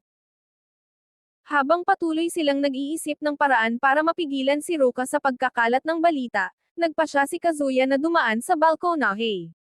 Gusto niyang personal na magtapat kay Kuri. Ngunit nalaman ito ni Ruka at sinundan siya. Nagsimula siyang umiyak. Gayunpaman, kumawala si Kazuya at humingi ng paumanhin. Sinabi niyang hindi niya kayang saktan ang damdamin ni Kuri. Dahil dito, lalong naiyak si Ruka. Si Chizoro, na kanina pa nanonood sa buong sitwasyon, ay sumingit na sa usapan. Pinayuhan niya si Kazuya na makipag-date na muna rito. Sa ganitong paraan, maiiwasan niya ang stress sa pagtatapat kay Kuri. Mapoprotektahan din ang kanyang trabaho. Kaya naman, pinayuhan niya si Kazuya na ilagay muna si Ruka sa isang trial period. Ilang linggo na ang nakalipas mula nang simulan ni Kazuya ang trial period kasama si Ruka. Isang araw, biglang sumulpat si Ruka sa campus para sorpresahin siya. Nangyari ito dahil tumanggi si Kazuya na makipag-twerk sa kanya. Mabilis na lumingon-lingon si Kazuya para siguraduhing hindi sila nakikita ni Kuri. Hinailan niya si Ruka sa isang liblib na bahagi ng campus. Nakiusap siya rito na huwag ipaalam kay Kuri ang tungkol sa kanila. Kahit nararamdaman ni Ruka na hindi nila kailangang magtago, dahil rental girlfriend lang naman siya ni Kuri noon, sumang-ayon pa rin siya. Sinabi niya na ayos lang sa kanya ang trial period. Ayaw din niyang ilagay sa alanganin si Kazuya. Kumapit siya rito at niyaya itong manood ng sine sa darating na katapusan ng linggo. Ramdam na kasi ang diwa ng Pasko sa paligid. Tahimik na sumang-ayon si Kazuya. Nagpasalamat siya na may harang na maghihiwalay sa kanila habang nanonood, habang naging masaya naman si Ruka. Nang hindi nila alam, pinapanood pala sila ni Chizoro mula sa malayo. Sa unang pagkakataon, nakaramdam ito ng selos sa kanilang landian. Nang gabing iyon, nagpadala ng text si Kazuya. Nagsinungaling siya at sinabing hindi siya pwede para sa sine sa katapusan ng linggo. Pagkatapos, humiga siya sa kanyang kama. Tahimik siyang humihiling na sana ay makasama niya si Chizoro sa Pasko. Isang ideya ang biglang pumasok sa kanyang isip. Sinubukan niyang i-book si Chizoro para sa mismong araw ng Pasko, ngunit nalaman niyang fully booked na ito. Nagtaka siya kung bakit pa ito nagtatrabaho ng ganoon. Nakatira naman ito sa isang lumang gusali, at hindi naman siya ang uri ng babae na nagpapaikot ng mga lalaki. Dumating sa wakas ang araw ng Pasko. Nagpunta si Kazuya sa bangko para tingnan ang kanyang natitirang balanse. Nalaman niyang kailangan na niyang maghanap ng trabaho sa lalong madaling panahon. Tamang-tama naman na mabilis na dumaan si Chizoro sa kanyang tapat, upang makipag-twerk sa isang gwapong lalaki. Kahit na nagpatuloy si Kazuya sa paglalakad palayo, napatigil siya. Nagtaka siya kung ang lalaking iyon ba ang totoong kasintahan ni Chizoro. Ngayong pumasok na ang mga kaisipang ito sa kanyang isipan, tila hindi na niya ito maalis. Hindi nakakatulong ang katotohanang wala siyang alam tungkol sa personal na buhay ni Chizoro. Sa tingin niya, imposibleng walang kasintahan ang isang napakagandang babae tulad nito. Nagsimula ng mag-isip ng kung ano-ano ang kanyang isipan tungkol sa dalawa. Sa kabilang banda, si Chizoro at ang lalaki na nagngangalang Umi ay patuloy na naglalakad sa lansangan. Sinundan at tinitiktikan niya sila para makita ang kanilang ginagawa. Dahil dito, tiningnan siya ng isang naglalakad ng may pagkadiri. Mabilis na humingi ng paumanhin si Kazuya at nagsimulang mag-isip tungkol sa kanyang buhay. Nagtaka siya kung ano ang iisipin ni Chizoro kung makikita siya nito sa ganoong kalagayan. Umaasa siya na nirentahan lang ito ni Umi. Hindi niya kayang tanggapin ang ideya na talagang nagde-date sila, dahil alam niyang wala siyang panama kay Umi. Pagkaraan, sinundan niya sila sa isang sinehan. Napailing siya dahil naniniwala siyang mas maganda pa ang aquarium date niya kaysa rito. Nagtaka siya kung anong klaseng lalaki ang nagre-rente ng girlfriend para lang manood ng sine ng 2 oras. Matapos ang pelikula, nakumpirma niya ang isang bagay, wala siyang ideya kung sino ang salarin sa kwento. Nagtaka rin siya kung talagang nag-e-enjoy si Chizoro sa panonood ng ganoong klaseng palabas. Tamang-tama namang nakita niya silang lumalabas. Tumakbo siya para magtago bago pa man mabisto ang kanyang paggagalugad. Nagsimulang magkwento si Chizoro kay Umi tungkol sa mga nagustuhan niya sa pelikula. Nagalit si Kazuya dahil nakikitang nag-e-enjoy ang dalawa. Sinundan niya ang mga ito hanggang sa pumunta sila sa isang shopping mall para bumili ng mga regalo. Ang makitang nakangiti si Chizoro ay nagpadurog sa kanyang puso. Hindi pa niya ito nakikitang ganoon kasaya kailanman. Para lalong lumala ang sitwasyon, nagsimula pang magbulungan ang ibang mga mamimili. Sinasabi nilang napaka-cute nilang magkasintahan, na lalong ikinagalit ni Kazuya. Gayunpaman, patuloy niya silang sinundan hanggang sa pumasok sila sa isa pang mall. Doon niya biglang napansin na hindi pala naghahawak kamay ang dalawa sa buong biyahe. Bigla siyang gumawa ng ligaw na conclusion na baka magkasundo na talaga ang kanilang mga isip. Subalit, narinig niya si Chizoro na nagbabalak magluto ng pagkain para kay Umi mamaya. Dahil dito, binalot si Kazuya ng lungkot. Inakala niyang sa bahay ni Umi matutulog si Chizoro. Nagpasya na siyang ihinto ang pagsunod dahil labis-labis na ang kanyang narinig. Pumunta siya sa banyo para umiyak. Doon niya natanggap ang text ni Kybe na bumabati ng Merry Christmas. Pinunasan niya ang kanyang mga luha at nag-isip na umuwi na lang. Biglang pumasok si Umi sa banyo. Nagulat si Kazuya, ngunit walang kamalayan si Umi na nandoon siya. Sa sandaling iyon, nakatanggap ng tawag sa telepono si Umi. Narinig ni Kazuya na sinabi nitong, satisfaction guaranteed, si Chizoro sa sinumang makakakita sa kanya. Narinig din niya na kukunin ni Umi ang mga sukat ni Chizoro para sa kanyang kasuotan mamaya. Dahil dito, lalong naging kaina-hinala para kay Kazuya ang mga intensyon ni Umi. Pagkaraan, tumayo sina Umi at Chizoro sa harap ng isang Christmas tree. Patuloy pa rin silang pinapanood ni Kazuya mula sa malayo na parang isang creep. Pinairal niya ang kanyang matinding hinala. Nang makitang lumapit si Umi kay Chizoro na tila bahahalikan ito, tumakbo siya para pigilan sila. Ngunit natisod siya at nadapa, kaya nakuha niya ang kanilang pansin. Gulat na gulat si Chizoro nang makita siya at tinanong kung ano ang ginagawa niya roon. Binanggit ni Kazuya ang tungkol sa halik. Doon niya na lamang inaayos lang pala ni Umi ang hikaw ni Chizoro. Nalaman din niya na isang aktres pala si Chizoro. Iyon ang dahilan kung bakit napupunta sa acting school ang lahat ng kinikita nito. Lumabas din na si Umi ay kapwa-aktor lang niya sa paaralan. Tumutulong lang ito sa kanya para sa isang script.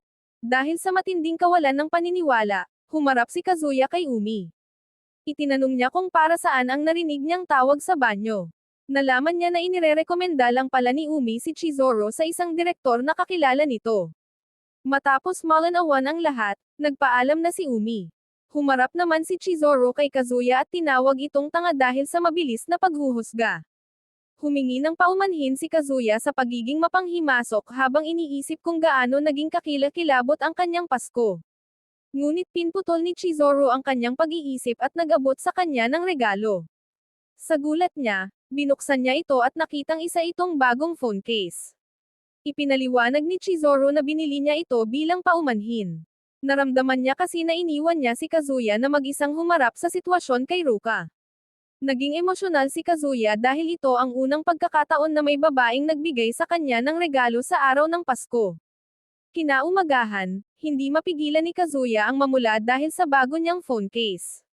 Ipinagmalaki niya ang sarili bilang unang lalaki sa kasaysayan na nakakuha ng regalo mula sa isang rental girlfriend. Sa kasamaang palad, nang tingnan niya ang site ng ahensya para sa mga review, nadismaya siya. Nakita niyang nagbibigay din pala si Chizoro ng mga regalo sa iba pa nitong kliyente.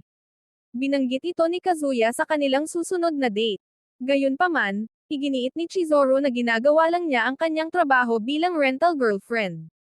Sinabi niyang bahagi ito ng patakaran ng kanilang ahensya. Tinanong niya si Kazuya kung nahulog ba ang loob nito sa kanya. Kahit nabigla noong una, itinanggi ito ni Kazuya. Kaya naman, pinayuhan siya ni Chizoro na panatilihin nilang strictly professional ang mga bagay-bagay. Ginagawa lang naman nila ang pagpapanggap para sa kanilang mga lola. Matapos ang date, naglakad sila pauwi ngunit bigla silang naabala ni Ruka. Nag-akusa ito na nagsisinungaling si Kazuya. Sinabi kasi nito sa kanya na may iba siyang plano para sa araw na iyon. Mabilis na nagsinungaling si Kazuya. Sinabi niyang nakipagkita siya kay Chizuru para humingi ng ilang payo sa buhay. Hindi pinansin ni Roka ang kanyang paliwanag.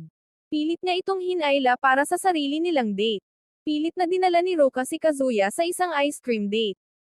Habang nandoon sila, patuloy na bumabalik ang isip ni Kazuya sa sinabi ni Chizuru. Hindi nagustuhan ni Roka na nasa ibang lugar ang isip ni Kazuya. Dahil dito, piniringan niya ang mga mata nito at hinayla papunta sa ibang lugar. Pagkatapos ng ilang minutong kadiliman, tinanggal ni Kazuya ang kanyang piring sa loob ng isang kakaibang silid. Ang unang nakita niya ay si Roka na naghuhubad ng damit, at nakita rin niya ang isang protection sa talong, kaya mabilis siya nagtangkang tumakas, bago pa magising ang kanyang Little Johnny sense. Kaya lang, nalaman niyang nakalock ang pinto. Si Roka naman ay umupo sa sofa at inutusan si Kazuya na magpaliwanag tungkol kay Chizuru. Pero tinanong ni Kazuya, kung bakit nito hinubad ang medyas. Nang nalaman niyang ginawa ito ni Roka para maging maganda ang view, umupo si Kazuya sa kama at ikinwento ang buong sitwasyon. Isang sapak lang mula kay Roka ang naging tugon sa kanya. Tinanong ni Roka kung ipagpapatuloy ba nito ang pagpapanggap, hanggang sa tumanda sila at pumuti na ang buhok sa puwet. Mabilis namang sumagot si Kazuya na naniniwala ang kanyang lola na sila talaga ang magkasintahan. Iminungkahi ni Roka na ipakilala na lang siya sa kanyang lola. Isiniwalat naman ni Kazuya na mawawalan ng tiwala sa kanya ang matanda kung lilipat siya sa ibang babae ng ganoon kabilis. Nang makitang labis na ang panggigipit mula kay Roka, nagmamadaling pumunta si Kazuya sa banyo nang biglang may pumasok na mensahe sa kanyang telepono. Sa araw ng bagong taon, dinala ni Kazuya si Chizuru para bisitahin si Nagumi at ang kanyang mga magulang.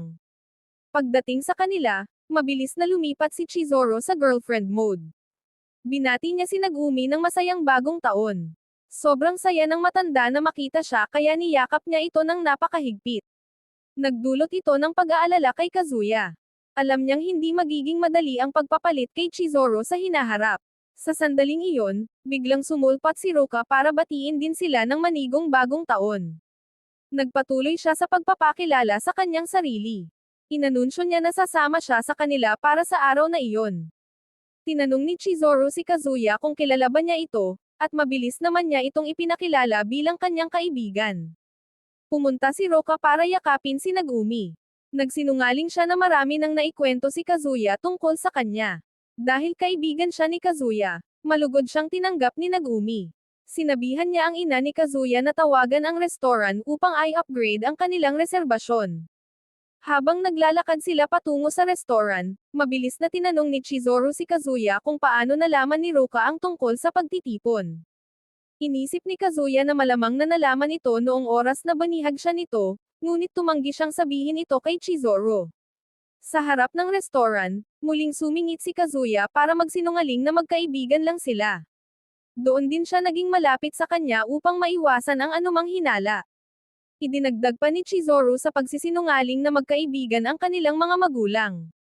Ngunit biglang isiniwalat ni Roka na siya ang totoong girlfriend ni Kazuya.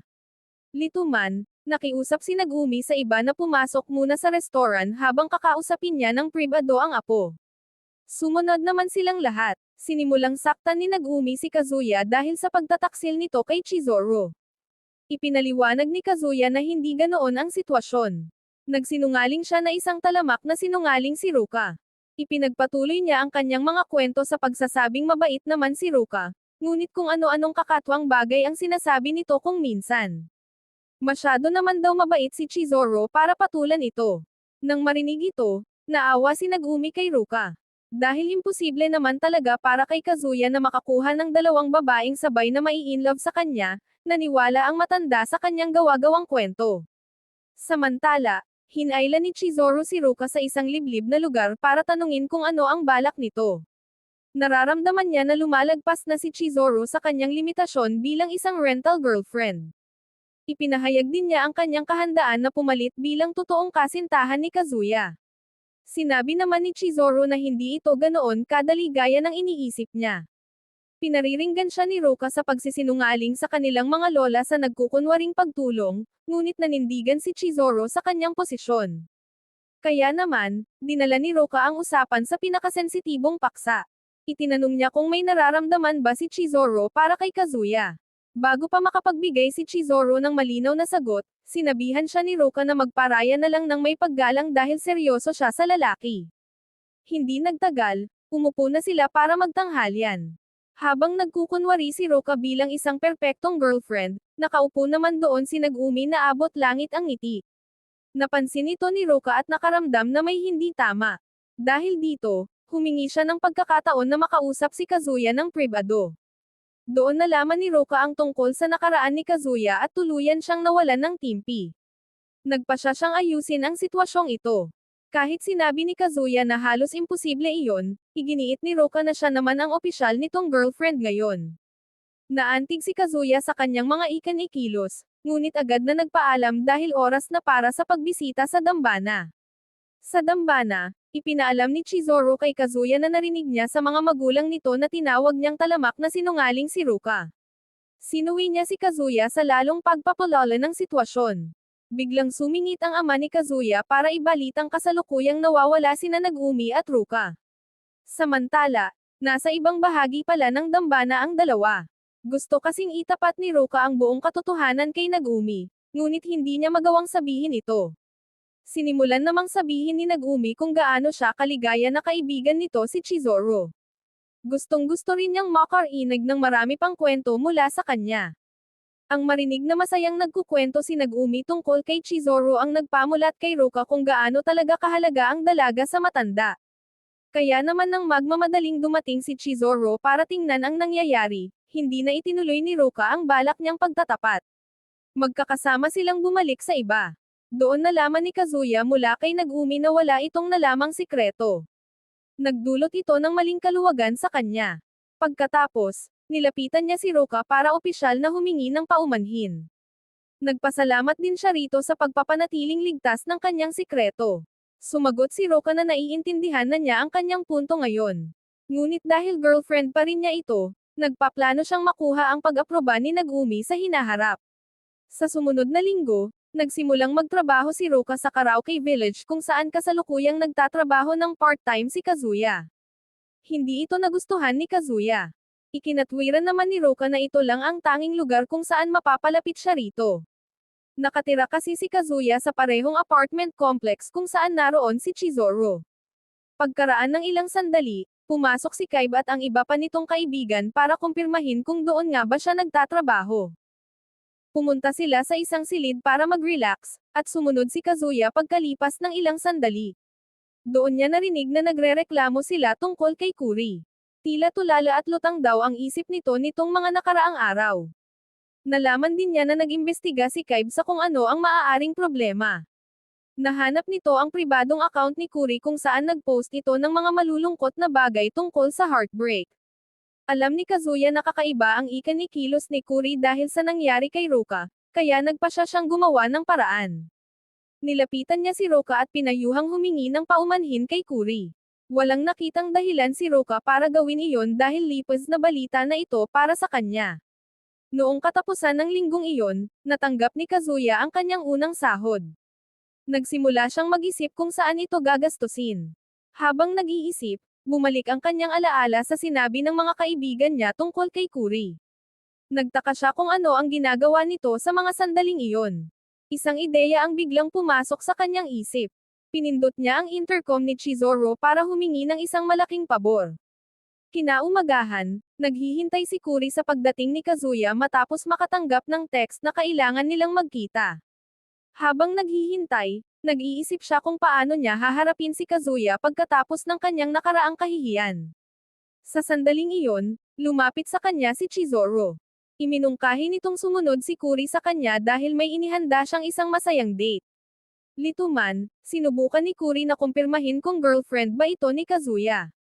Inunahan siya ni Chizuru at ipinakilala ang sarili bilang kanyang rental girlfriend para sa araw na iyon. Kaya naman, naramdaman niya ang pagbukol ng pantalon.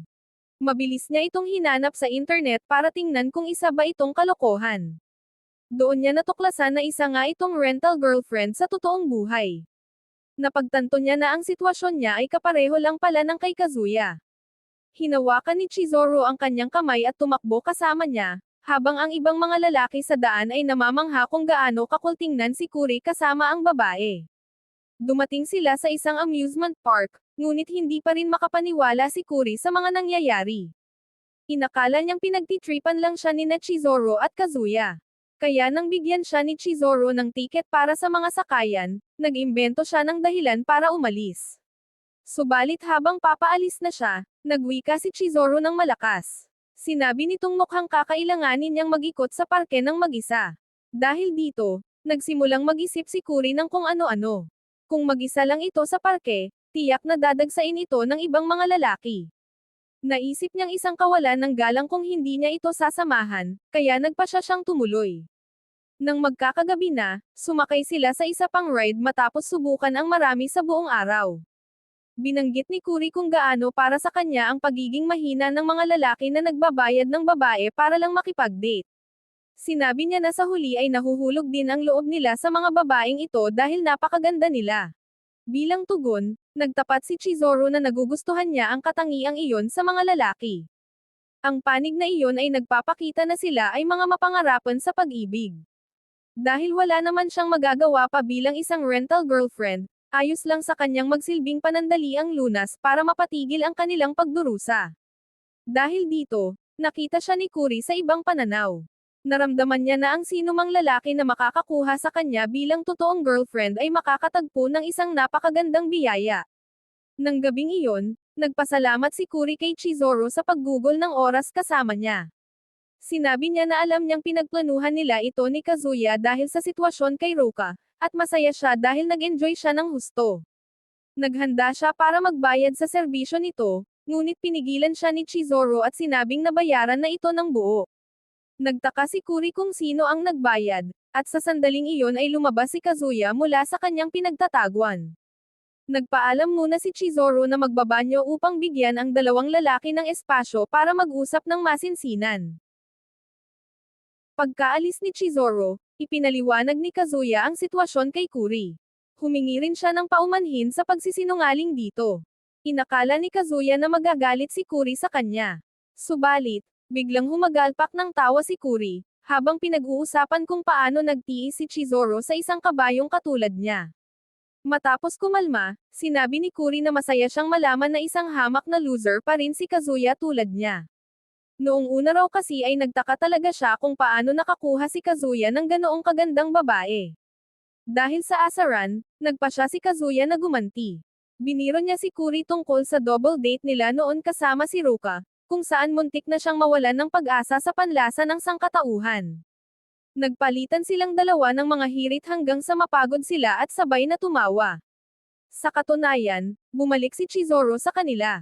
Kinuha ni Kazuya ang pagkakataon na magpaalam upang hindi na maabala ang natitirang oras ng kanilang date.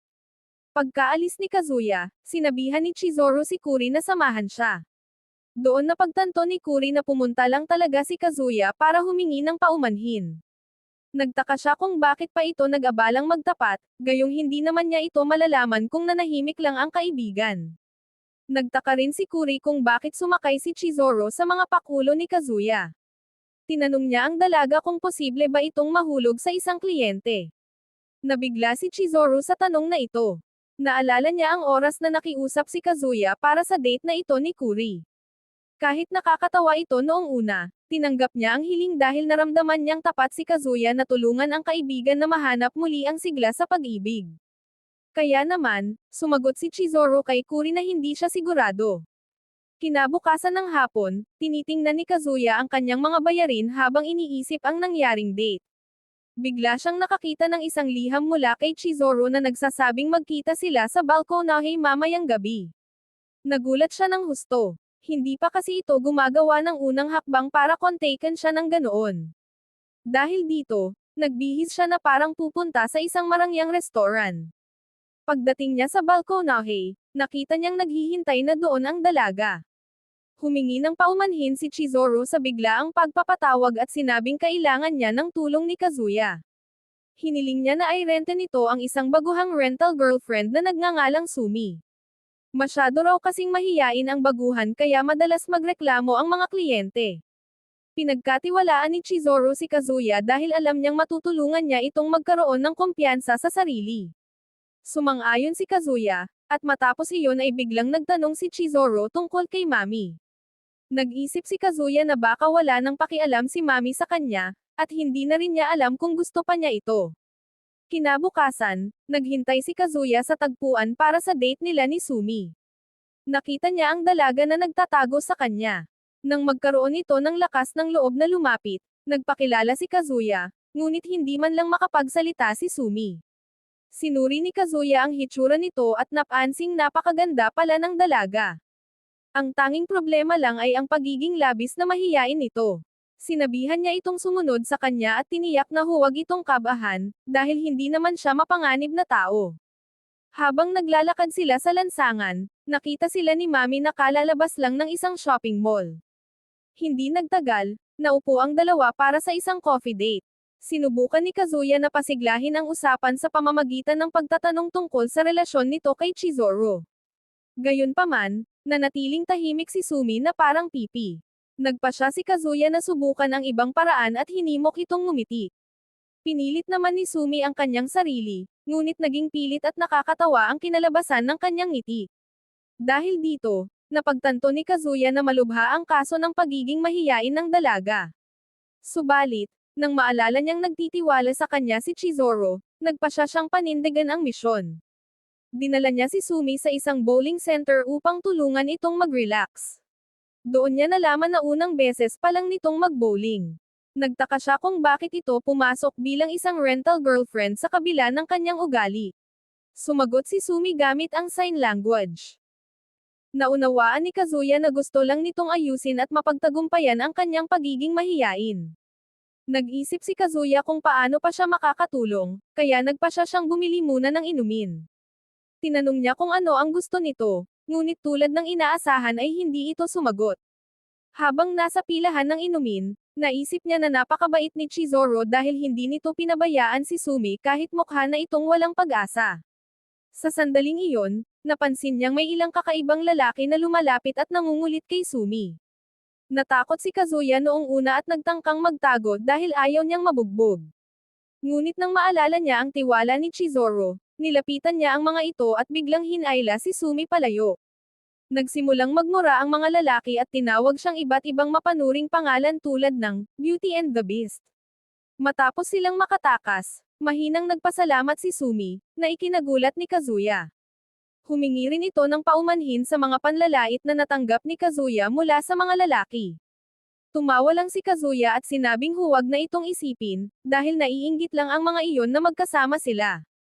Iminungkahi niyang lumipat sa ibang lugar, at doon ay naglakas loob si Sumi na hawakan ang kanyang kamay.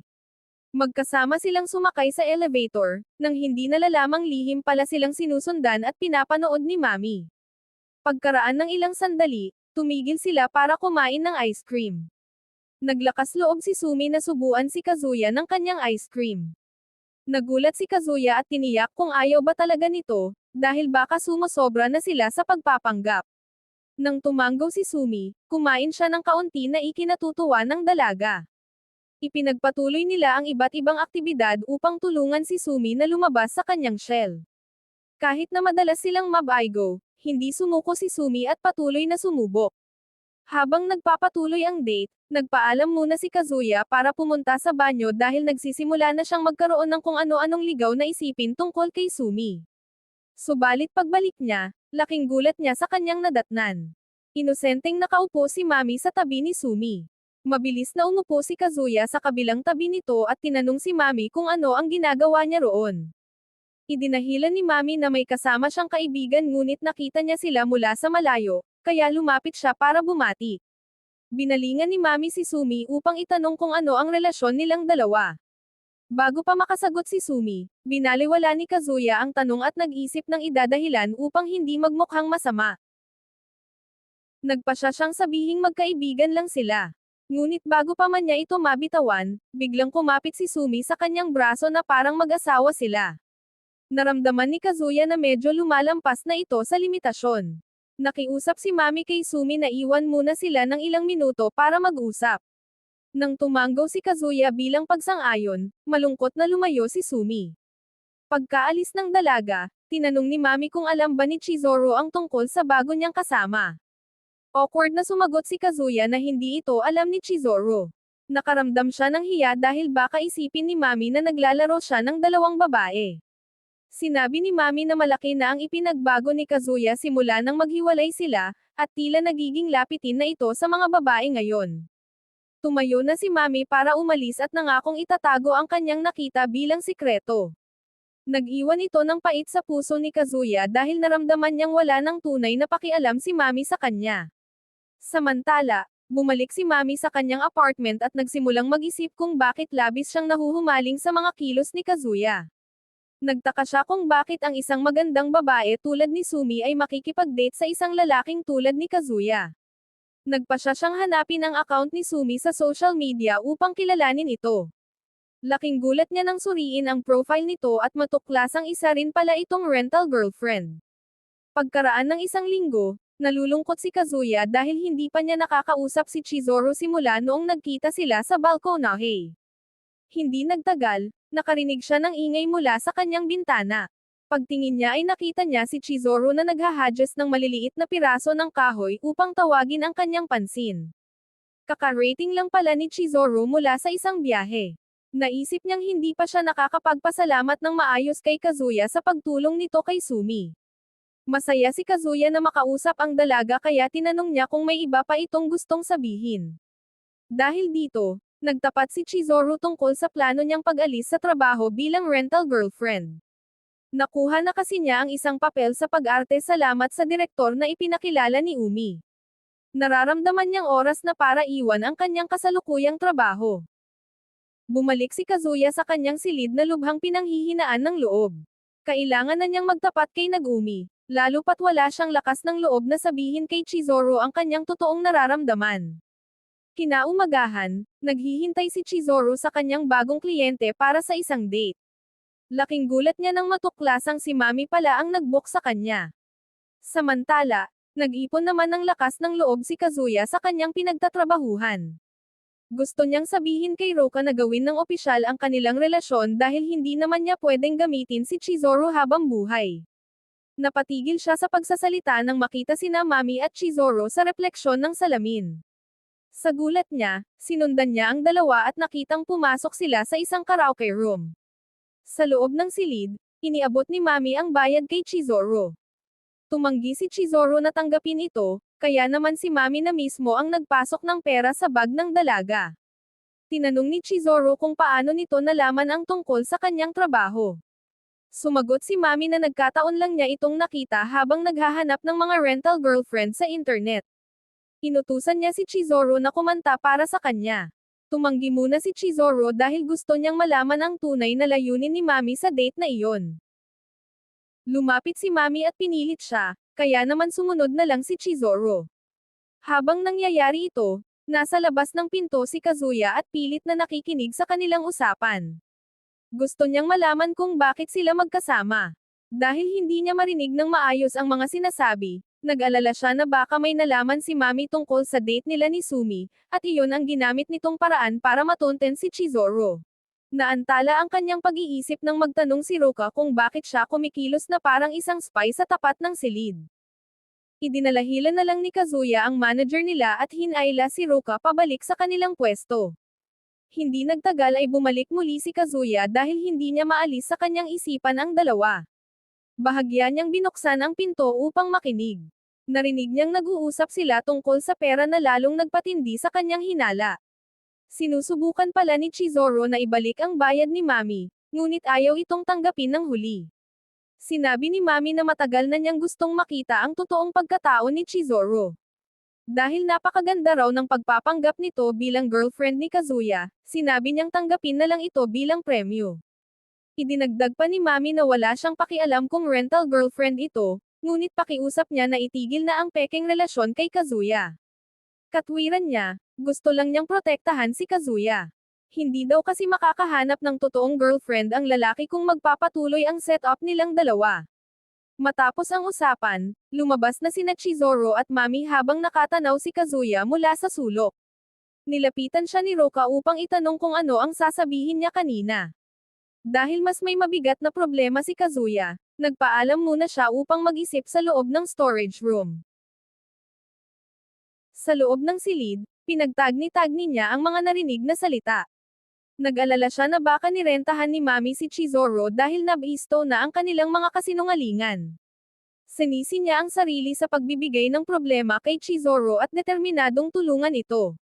Gumawa siya ng isang maliit na aksidente na naging dahilan ng kanyang pagsusuka, kaya pinauwi siya ng kanyang manager upang magpahinga. Sinamantala niya ang pagkakataon para habulin sina Chizoro at Mami habang naaalala ang lahat ng kanyang mga pagkakamali. Hindi nagtagal ay naabutan niya ang dalawa at palihim silang sinundan na parang isang spy. Sa kabilang banda, humingi ng paumanhin si Mami kay Chizoro sa biglaang sorpresang ginawa niya. Nangako siyang hindi ipagsasabi sa universidad ang tungkol sa trabaho nito dahil naitawid naman na niya ang kanyang punto. Gayunpaman, galit si Chizoro sa buong sitwasyon. Bago pa man makaalis si Mami, pinatigil niya ito at tinanong kung ano ba talaga ang totoong nararamdaman nito para kay Kazuya. Ibinahagi ni Chizoro ang lahat ng sinabi ni Kazuya tungkol sa pagmamahal nito kay Mami. Imbes na sumagot, binaligtad ni Mami ang tanong at tinanong si Chizoro kung may nararamdaman ba ito para sa lalaki dahil matagal na silang nagpapakita ng motibo. Sumagot si Chizoro na si Kazuya ay kanyang kliyente, ngunit ipinagtanggol niya ang katapatan nito. Samantala, si Kazuya na nakikinig mula sa kanyang tinitirhan ay nagsimulang umiyak ng labis. Naantig siya dahil hindi niya akalaing ganoon katindi ang malasakit ni Chizoro sa kanya. Patuloy na nakiusap si Chizoro kay Mami na bigyan ng isa pang pagkakataon si Kazuya. Dahil sa kanyang trabaho bilang rental girlfriend, napagtanto niya kung gaano kahalaga at kahirap humanap ng totoong pag-ibig. Tinanong niya si Mami kung naisip ba nito na si Kazuya ang lalaking makakapagpapasaya sa kanya habang buhay. Malamig siyang sinabihan ni Mami na huwag makialam dahil labas siya sa usapan nilang dalawa, bago ito tuluyang naglakad palayo. Umalis si Chizoro na bigo, habang si Kazuya naman ay naiwang umiiyak sa kanyang sulok. Nang gabing iyon, umuwi si Chizoro at nadatnan si Kazuya na naghihintay sa labas ng kanyang pinto. Malamig siyang sinabihan ni Chizoro na dumaan, at sumunod naman ang lalaki. Bago pa man makapasok ang dalaga sa kanyang apartment, pinatigil siya ni Kazuya upang magpasalamat. Inamin ni Kazuya na nakita niya ang buong sitwasyon nila kanina. Ipinaliwanag niya na nagtatrabaho siya part-time sa karaoke place na pinuntahan nila. Nagpasalamat muli siya dahil ipinagtanggol siya nito sa kabila ng wala siyang lakas ng loob na gawin iyon para sa sarili. Humingi naman ng paumanhin si Chizoro dahil sa huli ay hindi niya natulungan si Kazuya na magkaroon ng totoong girlfriend. Nagulat si Kazuya na kapakanan pa rin niya ang iniisip ng dalaga. Lalo niyang kinamuhian ang sarili dahil hindi niya masabi na si Chizoro naman talaga ang babaeng gusto niya. Habang nagbibigay si Chizoro ng mga paraan kung paano mababawi si Mami, pumasok sa isip ni Kazuya ang lahat ng mga sandaling magkasama sila. Bigla siyang nagkaroon ng lakas ng loob at isinigaw na si Chizoro ang babaeng tunay niyang gusto. Nabigla ng husto ang dalaga sa biglaang pag-amin na ito. Sa kasamaang palad, hindi nakuha ni Chizoro ang totoong kahulugan ng sinabi ni Kazuya. Tinanong niya kung ano ang ibig sabihin nito. Biglang naduwag si Kazuya kaya idinalahilan niya na ang ibig niyang sabihin ay gusto niya ito bilang kanyang rental girlfriend. Binalaan siya ni Chizoro na mag-ingat sa kanyang mga salita at huwag magbigay ng maling impresyon sa ibang tao. Pagkatapos nito, nagpaalam na si Kazuya at pumasok sa kanyang apartment. Doon niya sinimulang kawan ang sarili dahil sa kanyang kapalpakan. Napagtanto niya na baka hindi na niya muling makita si Chizoro kapag umalis na ito sa ahensya upang mag-focus sa pag-arte.